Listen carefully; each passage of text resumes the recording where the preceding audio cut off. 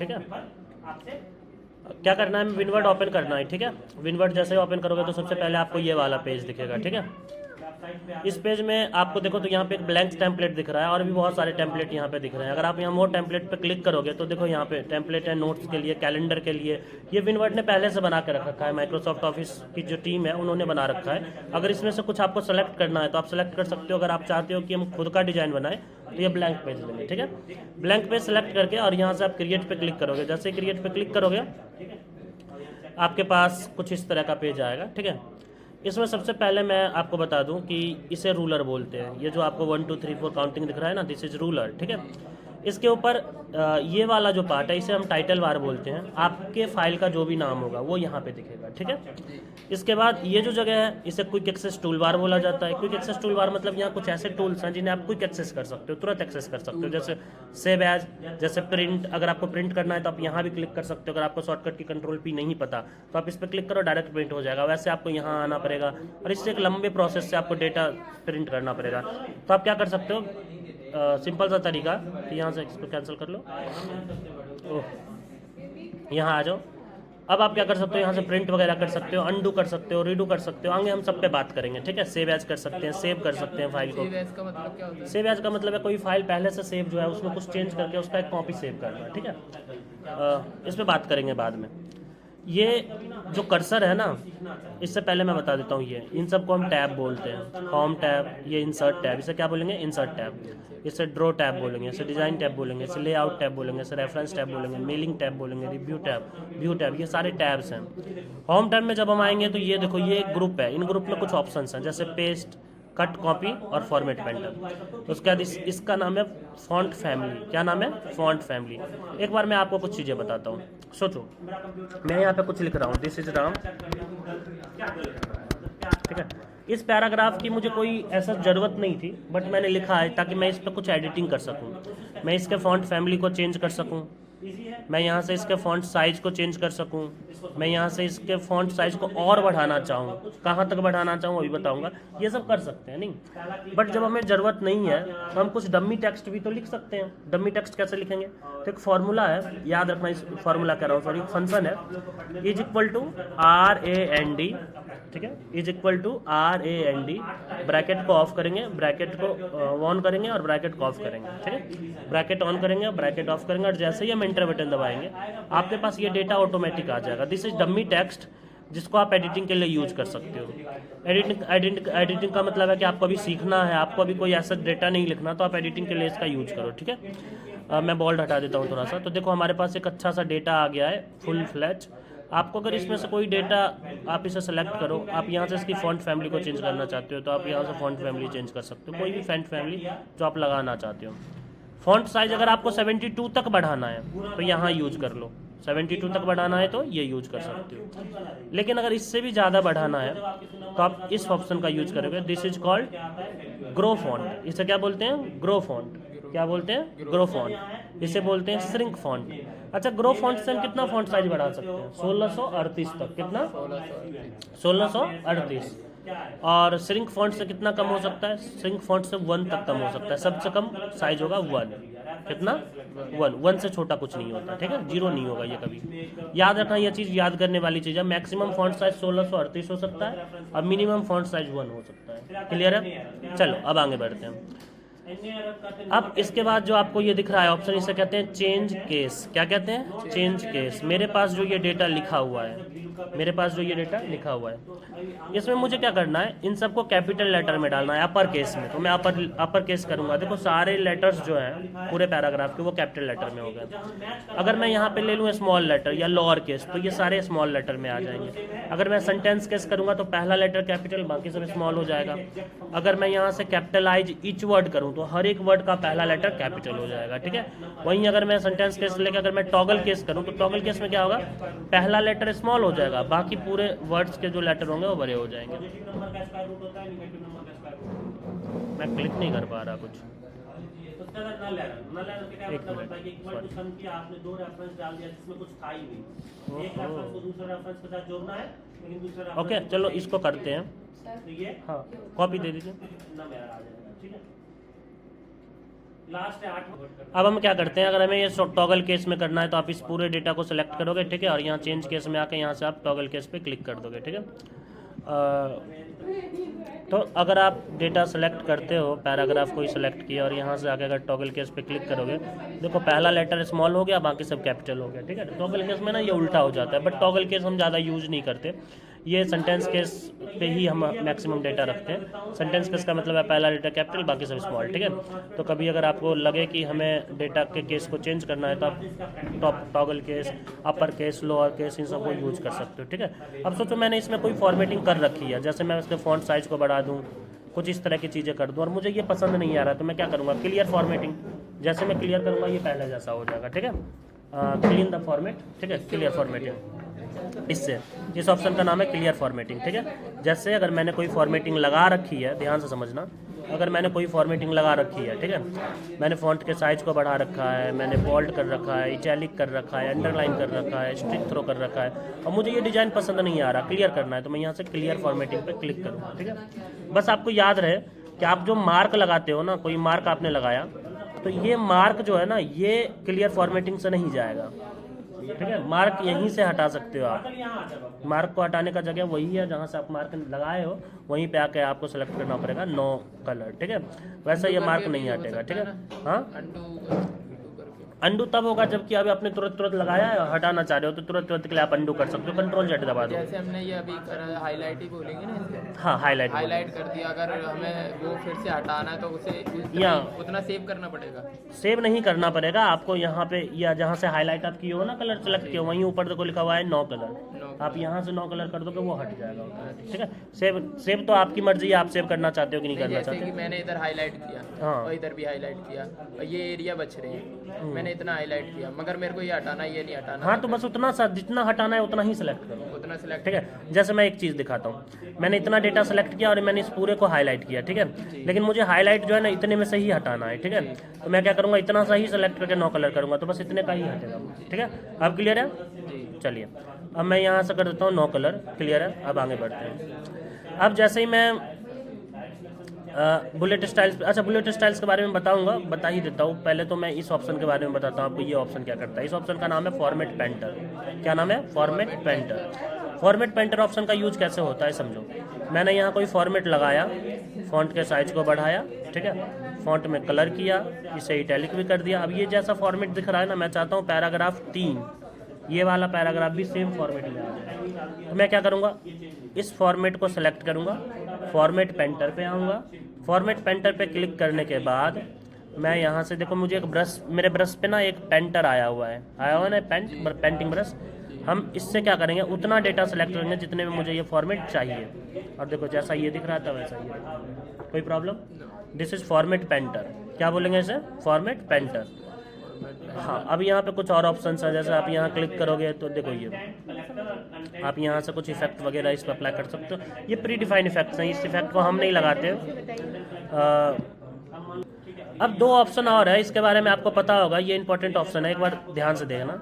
एक है सबस्क्रिप्ट, एक है सुपर स्क्रिप्ट। पता है इन दोनों के बारे में? एक बार मैं बताता हूँ। देखो जैसे मुझे लिखना है H2O, क्या लिखना है? H2O, तो 2 नीचे आना चाहिए, तो हम सिर्फ 2 को सेलेक्ट करके यहाँ पे सब स्क्रिप्ट पे क्लिक कर दूंगा, 2 नीचे चला जाएगा। और यहाँ अगर हम आएंगे A+B का होल स्क्वायर, ठीक है, तो 2 ऊपर जाना चाहिए। तो जब कभी 2 को ऊपर करना हो तो यहाँ से सुपर स्क्रिप्ट पे क्लिक करोगे, ठीक है। तो कुछ नीचे कर सकते हो और ऊपर भी कर सकते हो, कोई प्रॉब्लम नहीं। अब मैं आपको इस ग्रुप के बारे में बताता हूँ, पैराग्राफ ग्रुप के बारे में, ठीक है। पैराग्राफ ग्रुप में हम शुरुआत करेंगे सबसे पहले लिस्ट से। देखो लिस्ट 2 तरह के होते हैं, एक होता है ऑर्डर लिस्ट, एक होता है अनऑर्डर लिस्ट, ठीक है। ये जो बुलेट्स आपको दिख रहे हैं, this is unordered list. Unordered list हम कैसे बनाते हैं, जैसे अगर मैं यहाँ लिखूँ अनऑर्डर लिस्ट, जैसे मुझे कुछ लोगों के नाम लिखने हैं, लेकिन मैं ऑर्डर में नहीं, अनऑर्डर में लिखना चाहता हूँ, तो मैं यहाँ से कोई एक इफेक्ट सेलेक्ट करूँगा, कोई भी एक सिंबल सेलेक्ट करूँगा जो हमारे बुलेट पॉइंट्स में आएंगे, ठीक है। जैसे मैं राम लिखूँगा, राम, एंटर करूँगा, यहाँ मोहन लिखूँगा, मोहन। जैसे मैं सीता लिखूँ, सीता, गीता लिखूँ, ये सब लिस्ट में ऑटोमेटिक आता जाएगा, ठीक है, कोई प्रॉब्लम नहीं। ऑटोमेटिक आता रहेगा मतलब? ऑटोमेटिक आता रहेगा मतलब जब तक आप लिखते रहोगे और इंटर करते रहोगे तब तक इसमें ये बुलेट्स आते रहेंगे। अच्छा, ठीक है। आपको ये बुलेट्स नहीं चाहिए तो आप 2 बार क्लिक करो, बुलेट हट जाएगा। अब मैं ऑर्डर लिस्ट बना रहा हूँ। दो बारी क्लिक मतलब इसी पेज पे कर दो ऐसे। हाँ, अब मैं ऑर्डर लिस्ट बना रहा हूँ। यहाँ आए, जी अब मैं एंटर करूँगा। अब मैंने यहाँ से ले लिया ऑर्डर लिस्ट, ठीक है। ऑर्डर लिस्ट में ABCD आएगा तो पूरे ऑर्डर में रहेगा, 1 2 3 4 ऑर्डर में रहेगा। ऐसा नहीं होगा 1 2 3 5 आ जाए फिर 20 आ जाए, ऐसा नहीं होगा, सब ऑर्डर में ही होगा, इसलिए इसका नाम ऑर्डर लिस्ट है। जैसे 1 2 3 1 2 3 ऐसे। 1 2 3 4 5 6 7 8 9 10 पूरे लिस्ट में आएगा, मतलब ये ऑर्डर आएगा, क्रम है, ठीक है। अब यहाँ आए और मैं यहाँ पे फिर से कुछ लिस्ट बना रहा हूँ। तो देखो 2 ऑटोमेटिक आया है, मैंने नहीं लिखा है, ठीक है। श्याम, मोहन, गीता, सीता, जो भी लिखोगे ये लाइन में आएगा, ठीक है।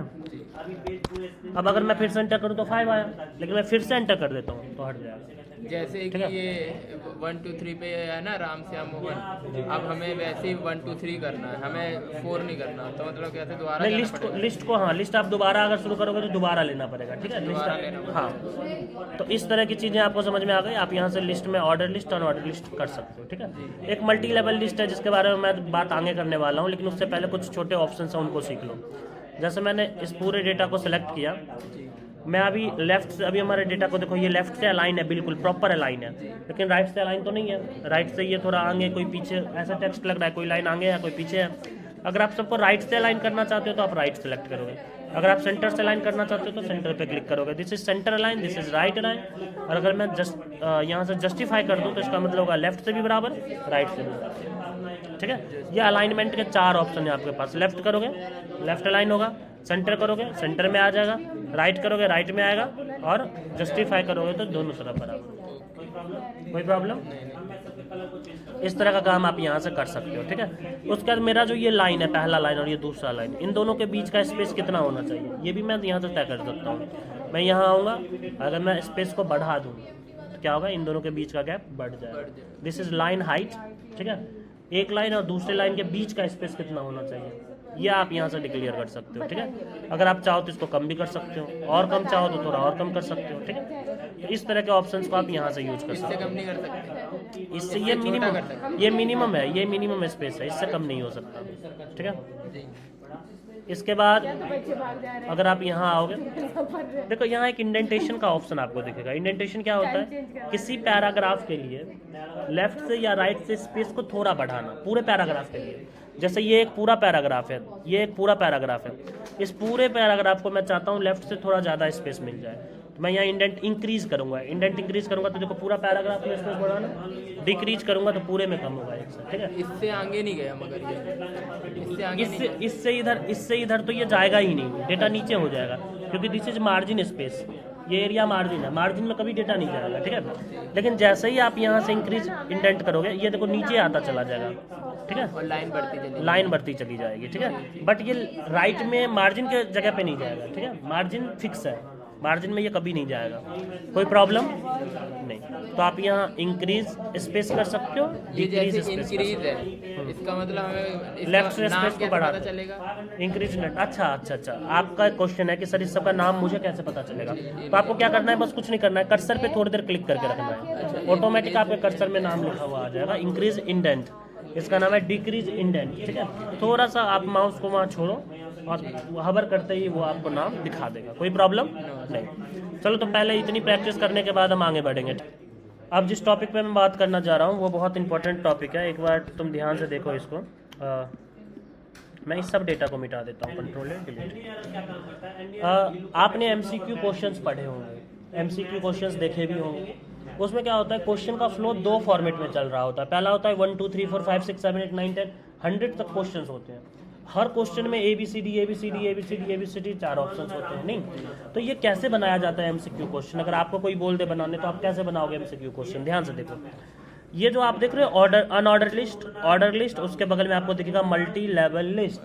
क्या दिखेगा? Multi level list. इस पर क्लिक करना और ये जो पहला वाला आपको दिख रहा है ऑप्शन, इसको सेलेक्ट करना। आपके पास यहाँ 1 लिखा हुआ आएगा, 1 के अलावा अगर कुछ लिखा हुआ आता है तो क्या करना, यहाँ आना और नीचे दिखेगा आपको डिफाइन न्यू लिस्ट लेवल। इस पर क्लिक, अच्छा, जैसे ही क्लिक करोगे तो अभी लेवल यहाँ 1 दिख रहा है, ठीक है। तो आप देखना हमेशा ये 1 ही दिखते रहना चाहिए, ठीक है। इसके अलावा अगर कुछ ABCD वगैरह दिखे तो उसको चेंज कर लेना, ठीक है। 1 ही रखना, ठीक है। तो क्वेश्चन 1, जैसे मैं लिखूँ वाट माउस, व्हाट इज माउस। अब इंटर किया, 2 आ गया, मतलब दूसरा क्वेश्चन लिख सकते हैं, बट मुझे दूसरा तो लिखना नहीं है, इसी के ABCD 4 ऑप्शन लिखने हैं, तो हम टैब दबाएंगे। क्या टैब, ए आ गया, ए में लिख दो इनपुट डिवाइस,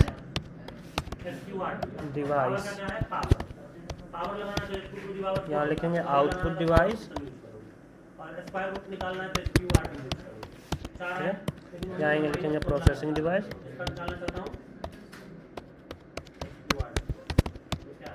ठीक है, और यहाँ लिख दो all of these, all of, ठीक है। जैसे ही मैं एंटर करूंगा तो ई आया, बट ई तो होता नहीं है, तो फिर से एंटर कर दो, ठीक है। अब दूसरा क्वेश्चन लिखो, व्हाट इज कीबोर्ड,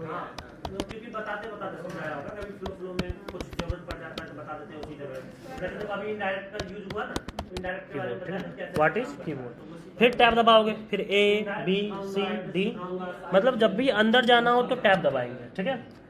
इसके 4 ऑप्शंस मान लो, ऐसे मैं रैंडमली लिख रहा हूँ कुछ भी, ठीक है, दबाने से वो अपने आप अंदर आ जाएगा, और फिर जब बाहर जाना है तो एंटर दबा देंगे, बाहर जाना है फिर एंटर, फिर क्वेश्चन लिखेंगे, और वो चेंज हो जाएगा 1 2 3। जी जी। अगर हमें स्पेस मतलब पेपर स्पेस के लिए वो करना है, इन्हें आमने सामने वो कैसे करेंगे? नहीं, आप जब भी लिस्ट बनाते हो ना, तो लिस्ट हमेशा एक के नीचे दूसरा होता है, दिस इज लिस्ट फॉर्मेट, ठीक है। अगर आप आमने सामने, अगर आप ऐसा चाहते हो कि एक के सामने यहाँ पे बी रहे, तो यहाँ लिस्ट फॉलो नहीं होगा, यहाँ पे आपको मैनुअली बनाना पड़ेगा, ठीक है, इस बात को ध्यान में रखना, ठीक है, नहीं तो फिर कॉलम बनाना पड़ेगा, लंबा मतलब प्रोसेस हो जाएगा, कोई प्रॉब्लम नहीं। चलो, अब मैं क्या कर रहा हूँ ध्यान से देखना, मैं इसको हटा दे रहा हूँ, मेरे पास एक ही क्वेश्चन लिखा हुआ है, ये है। अब मैं नीचे एक पैराग्राफ लिखता हूँ, यहाँ पे नीचे आके लिखता हूँ is equal to RAND bracket on bracket off enter, ठीक है। मेरे पास इतना डेटा आ गया, बट मुझे इतने डेटा का जरूरत नहीं है, मुझे क्या करना है ध्यान से देखना, मुझे एक पैराग्राफ ही चाहिए थे, और एक पैराग्राफ में 3 फुल स्टॉप चाहिए, तो मैं यहाँ पे 1,3 लिखूंगा, ठीक है। अब मेरे पास जो ये डेटा आया है ना, इस डेटा को मैं इसके बैकग्राउंड को मैं कलर करना चाहता हूँ, लेकिन हाइलाइटर यूज नहीं करूँगा, ठीक है। हाइलाइटर जो कलर करता है ना, वो वहीं तक कलर करता है जहाँ तक टेक्स्ट है, उसके बाद कलर नहीं करता। जैसे यहाँ टेक्स्ट खत्म हो गया तो इधर से अब ये कलर नहीं करेगा, इधर यहाँ कलर नहीं करेगा, ठीक है।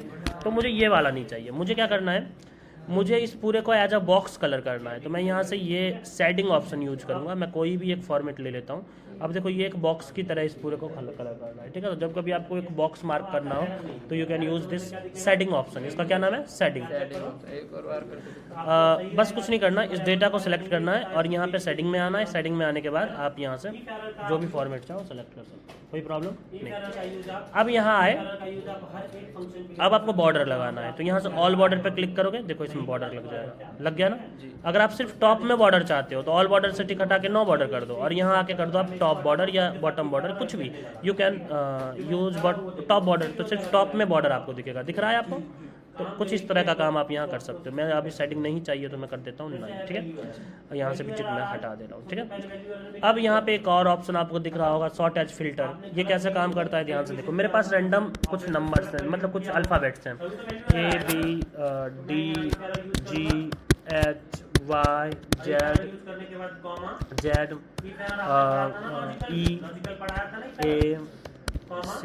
ZEAC, चलो G भी ठीक है, H J। मुझे इस अल्फ़ाबेट के हिसाब से सेट करना है। मुझे किसी ने कहा ABCD अल्फ़ाबेट सीरीज में से सेट करो, तो मैं कैसे सेट कर सकता हूँ? मैं इस पूरे डेटा को सिलेक्ट करूँगा। सिलेक्ट करने के बाद यहाँ शॉर्ट एज फिल्टर पे क्लिक करूँगा। क्लिक करने के बाद बस मुझे असेंडिंग ऑर्डर में अगर करना है, मतलब A से Z चाहिए तो असेंडिंग ऑर्डर, तो आप असेंडिंग सेलेक्ट करो। अगर आपको Z to A चाहिए तो डिसेंडिंग ऑर्डर, जो भी टिक करना चाहो। मुझे अभी असेंडिंग ऑर्डर में चाहिए, सेलेक्ट करूंगा और ओके कर दूंगा। जैसे ओके करूंगा तो देखो ये पूरा डेटा इस तरह से असेंडिंग ऑर्डर में। ये तो ए हो गया, मतलब इसमें 2 A था तो पहले A आया, फिर A खत्म हो गया, फिर B आया, फिर C आया, फिर D आया, फिर ऐसे करके आ गया। कोई प्रॉब्लम नहीं। अब एक ऑप्शन पैराग्राफ ग्रुप का बचा, वो भी मैं बता दे रहा हूँ। ये रहा, इसे कहते हैं show and hide. Show and Show hide, ऐसे कमांड्स जो हमें नहीं दिखते पेज पे। जैसे मैं स्पेस दबाऊं, मुझे नहीं पता मैंने कितनी बार दबा दिया। मैं टैब दबा दूं, कितनी बार दबाया मुझे नहीं पता, क्योंकि this is only a space, और वो भी खाली स्पेस जिसे हम ऐसे देख भी नहीं सकते। ठीक है, ऐसी चीज़ों को देखने के लिए आप यूज करते हो इस ऑप्शन को। जैसे इस ऑप्शन को अगर ऑन कर दोगे, शो एंड हाइड ऑप्शन को, तो जहाँ जहाँ एंटर दबाओगे वहाँ वहाँ कुछ ऐसे सिम्बॉल्स आएंगे, जहाँ जहाँ स्पेस दबाओगे वहाँ वहाँ डॉट आएंगे। ठीक है, और जहाँ जहाँ टैब दबाओगे वहाँ वहाँ एरो आएंगे, जहाँ जहाँ डॉट टैब दबाओगे वहाँ वहाँ एरो आएंगे। कोई प्रॉब्लम? मतलब एक ही चीज़ में यूज होती है। ये यूज होता है कभी मान लो मुझे लगा कि यार मैंने ज़्यादा स्पेस डाल दिया है, अब मुझे लग रहा है नहीं मैंने ज़्यादा स्पेस नहीं डाला है, कंफ्यूज है स्पेस को लेकर, तो यू कैन यूज़ दिस। जब इसे ऑन करोगे तो हर वर्ड के बीच में आपको ऐसे डॉट दिख जाएगा, मतलब कितना स्पेस आपने डाला है। जैसे मैं इसमें अगर 2 बार स्पेस दबाया होता तो 2 दिखता, तो मैं कंफर्म हो जाता कि यहाँ 2 बार स्पेस है। अच्छा, मतलब इसको मैं कम कर देता। किसी स्टोरी जैसे लिखी है, हाँ, उसके बीच में आपको ज़्यादा स्पेस दिख रहा है और आपको लग रहा है कि ये स्पेस सच में ज़्यादा है, तो आप ये चेक कर सकते हो कि कहीं मैंने 2 बार 3 बार स्पेस तो नहीं दबा दिया। कोई प्रॉब्लम? मतलब किसी जगह कहीं ज़्यादा स्पेस तो नहीं है, ये पूरा चेक जी कर जी देते जी हैं। जी जी जी। अच्छा, कोई प्रॉब्लम? नहीं। हो जाएगा, ये समझ में आ गया। कुछ ऑप्शंस और हैं जो मैं बता के अब इसको मैं अभी ख़त्म नहीं करता हूँ, एक्चुअल में मैं इसका 2 पार्ट बना देता हूँ। ठीक है, इसको यहीं रखते हैं, बाकी के जो ये ऑप्शंस है ना इसे अगले बार अगली चीज़ों में अगले वीडियो में समझ लेंगे। ठीक है, ये पूरा यहाँ से स्टाइल वगैरह क्या है इन सब के बारे में हम आगे समझेंगे। ठीक है, इतना ही रहने देते हैं, बाकी वीडियो भी बहुत बड़ा हो गया है। इसमें ये नहीं आ रहा है सर, कौन सा? ये इसको क्या बोलते हैं, पेज को वो करते हैं 16 17। This is margin. मार्जिन देखो, ये जो एरिया है ना, ये डॉटेड लाइन से इधर का एरिया, इसे मार्जिन बोलते हैं। ठीक है, ये जो है पेज का साइज जो विड्थ जो है वो तो 18 तक ही है, बट उसमें आप लिख 16 तक ही सकते हो, बाकी जो एरिया है वो खाली रहेगा, स्पेस है वो मार्जिन स्पेस है। कोई प्रॉब्लम नहीं? 18 तक नहीं लिख सकते? 18 तक लिखना चाहते हो तो फिर इसको आप क्या कर सकते हो, साइड करना पड़ेगा, मार्जिन कम करना पड़ेगा, लेकिन ये प्रैक्टिस नहीं है कि आप मार्जिन को कम करो। ठीक है, मार्जिन का जो एरिया है, अब देखो यहाँ 18 तक आ रहे हैं ना बिल्कुल। हमें A4 साइड चाहिए, A4 सीट चाहिए तो कैसे करेंगे? A4 सीट चाहिए तो आप 1 मिनट, चलो तो मिलते हैं अगले वीडियो में। धन्यवाद, थैंक यू।